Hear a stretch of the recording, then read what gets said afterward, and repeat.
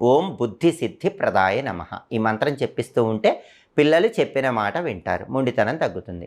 అలాగే చాలామందికి ఉన్న ప్రధానమైన సమస్య చదువుకు తగిన ఉద్యోగం రాకపోవటం, అర్హతకు తగిన ఉద్యోగం రాకపోవటం, అలాగే ఏ పని లేకుండా ఉండటం. ఏదో ఒక పని రావాలంటే, ఉపాధి ఉండాలంటే, ఉద్యోగం రావాలంటే రోజు ఓం వషట్కారాయ నమః అనే మంత్రాన్ని 108 లేదా 54 లేదా 21 సార్లు చదవండి. ఓం వషట్కారాయ నమః. ఈ మంత్రం చదువుతూ ఉంటే ఖచ్చితంగా తొందరలోనే మీకు ఏదో ఒక ఉద్యోగం వస్తుంది, ఉపాధి దొరుకుతుంది.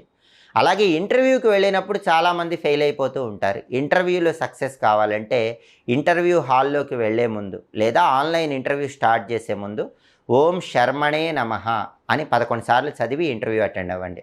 ఓం శర్మణే నమః ఈ మంత్రం చదివి ఇంటర్వ్యూ అటెండ్ అయితే మీ వాక్చాతుర్యంతో ఇంటర్వ్యూ చేసే వాళ్ళని ఆకట్టుకుంటారు.